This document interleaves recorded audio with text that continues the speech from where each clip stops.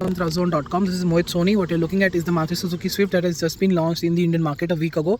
The prices are spectacular because they start from 6.5 lakh rupees for the manual petrol version, and the top of the line AMT variant costs 9.5 lakh rupees, which I think is very good value for money. Why? Because the way the car has been designed and certain things that have changed dramatically, at the same time certain things have not changed very dramatically. I think this is good value for money because you don't expect this kind of pricing for new cars nowadays because of the huge regulations for safety and emissions, and the consumer demand that doesn't stop in the Indian market.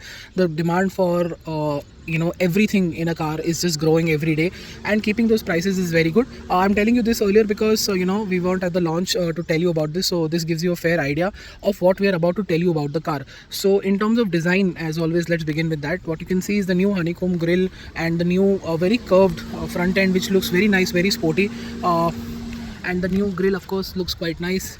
The LED DRLs are much more pronounced and much more L-shaped, and the new bonnet also looks quite nice. It looks a little bit smaller, and this part actually looks quite big, so that's quite impressive. You get a huge Suzuki badge at the front now, and on the side the new alloy wheels also look good. The new fender design is great.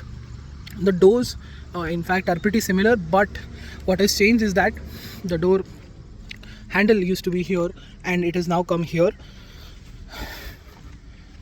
At the back you can see there are new tail lamps on offer. The tailgate pretty much remains the same, and the bumper has also been redesigned to a certain extent. That is what the car looks like in general, and got the black roof, the black C-pillar and black everything else that makes it stand out. That is what it is on the outside. Let's go on the inside. That is a big boot. It used to be 265 liters, now it is 268 liters, which is a slight increase. I don't see that increase to a certain extent, but more the merrier, and there wasn't really anything wrong. The layout actually is quite nice, quite impressive. Let's get at the back using the normal door handles, and you can see the doors open 90 degrees, which is quite nice. Sitting at the back, now you can notice there are AC vents and charging points here, which is very impressive, and you've got a seating position which is quite upright. Under thigh support is just about okay. Knee room is also just about okay for my 5'11" height, for me sitting behind my own driving position. Leg room is very generous though, there is a lot of space here. Door pockets are best for bottled waters only, nothing else.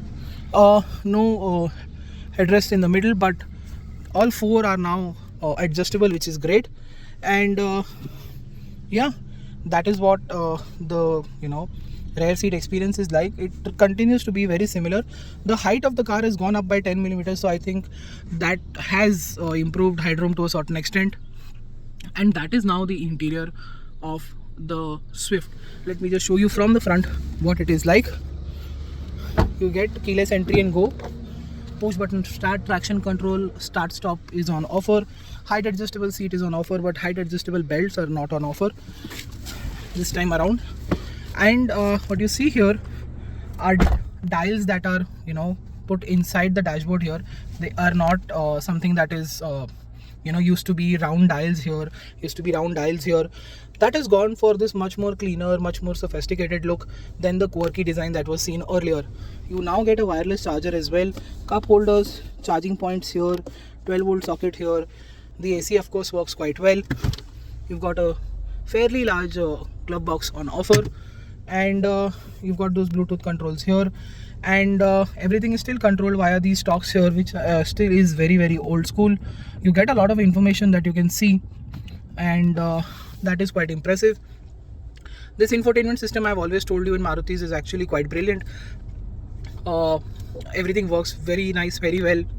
Fonts, graphics, layout is quite good, and the sound system has been upgraded to RMS, which I think has improved the overall cabin experience, because you will have music on most of the time, and you will appreciate what the Swift has to offer now in terms of premium sound system. Wireless Apple CarPlay Android Auto is here, which is always brilliant to have. No need for wires, and there's tons of options here. Welcome message can be typed in, you can have whatever you want, and everything just works quite well.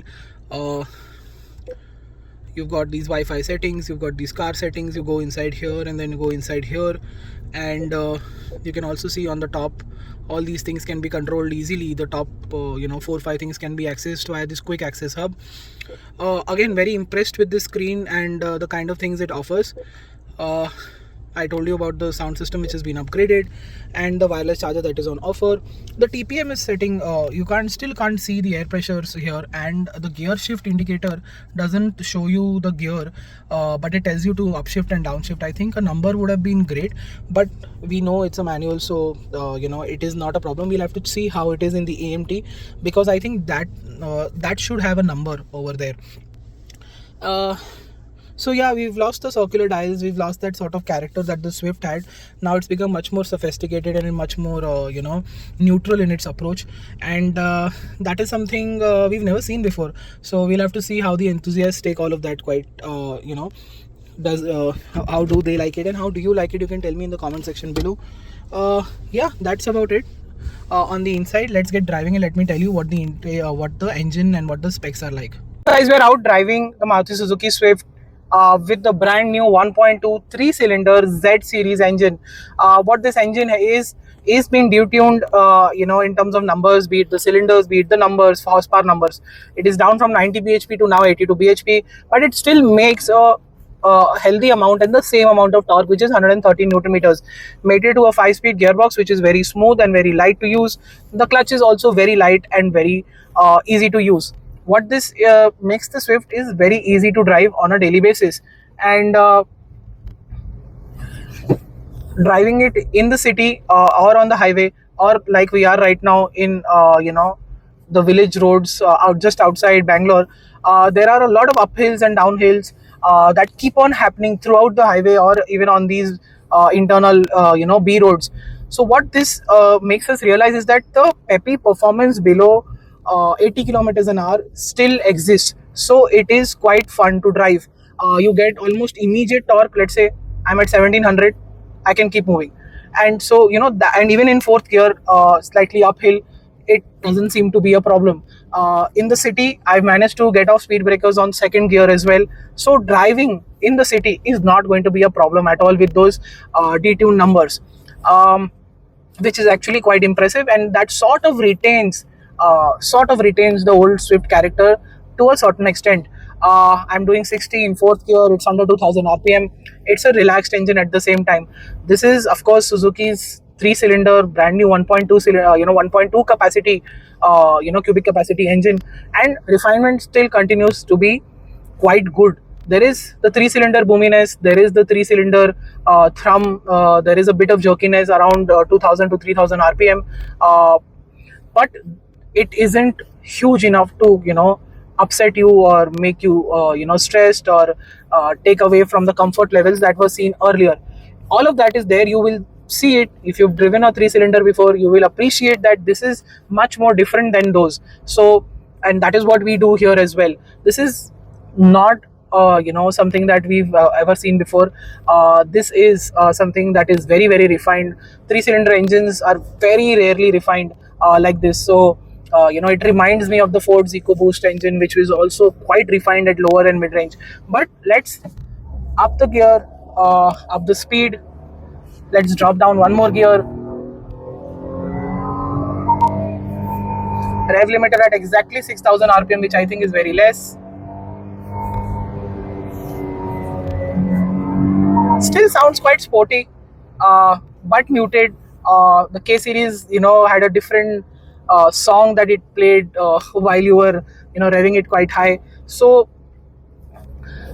the Z series here sort of maintains that to a certain extent without any hybridization here. It still seems to be doing its job quite well. It reaches 80 kilometers in no time. Drivability is not an issue. What I think is a bit of an issue is that post 100 kilometers an hour, be it any sort of elevation, be it any sort of road, be in high gear, the progress from 100 is a little slow, and post 140 it is definitely quite slow. I could only see that once in our short drive, which is we'll end up covering almost 100 kilometers once we are done with this. We're now done 60-70 kilometers with it, and what I can tell you is that the four cylinder refinement and the way it pulled slightly better in the higher rev range is missing. But I'll tell you something, it still isn't as good as what it was in the second generation. That was Swift at its absolute peak in terms of fun and refinement and performance throughout the rev range, and it felt peppy throughout the rev range. With the last, the top end was gone a little bit. Here the top end is gone by a even bigger margin. But Maruti says that they've done this in the interest of consumer feedback, who wants more and more of ease of driving over performance, and but doesn't want to lose on handling, which I will come to in a bit. They don't want to lose on the fuel efficiency that can be derived from this particular product, because it's a sub 4 meter product. It can deliver more fuel efficiency. Maruti is really good at it, and with the industry wide concentration on lightweighting cars, because we all know lightweight cars are safe, and they are also fuel efficient at the same time, and something that Maruti truly excels at doing so. This car is also quite safe. Japan NCAP has rated this at 4 star, which I think is a pretty good number. We should get B NCAP numbers as well. So just stop doing all of those things where doing all of that, it doesn't really make sense. Everybody just makes fun of you while you're doing it. Nobody really wants to tell you about it.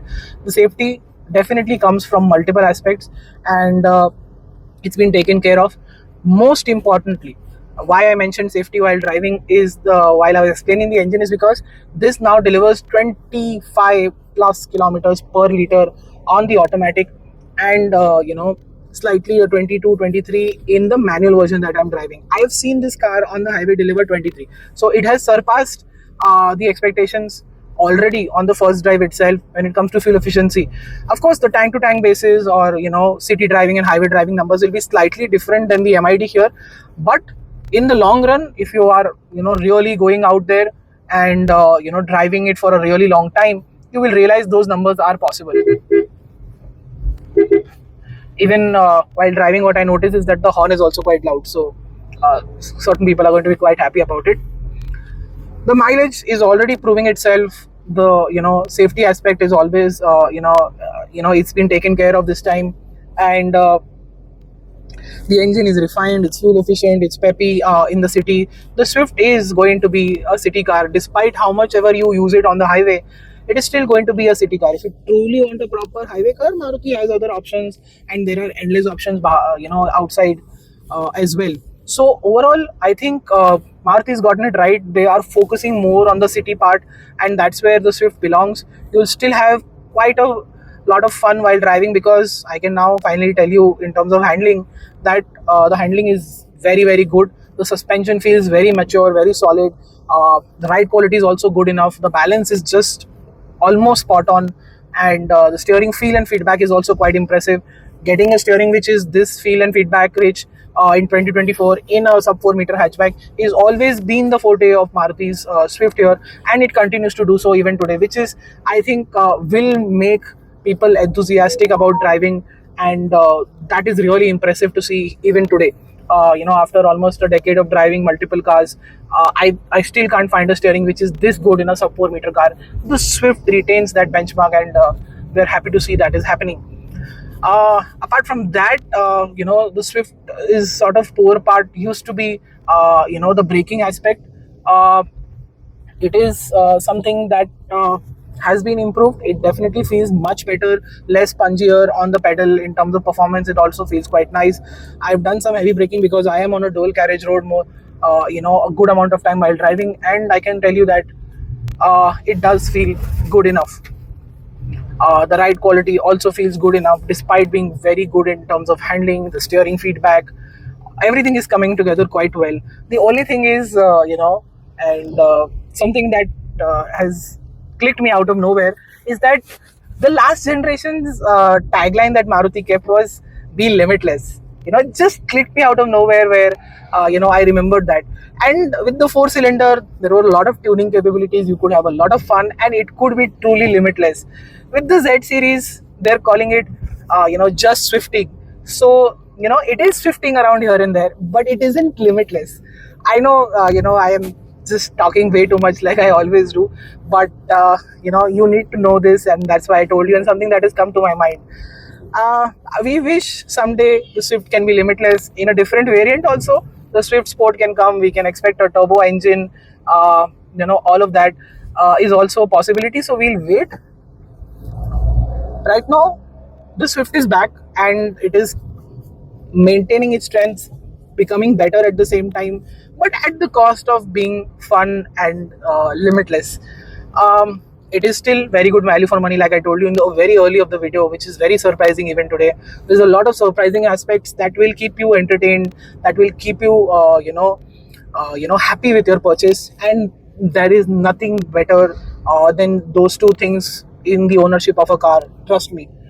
Thank you so much for watching. Make sure you like, share, and subscribe. Follow us on our social media and website for everyday updates. Until then, goodbye.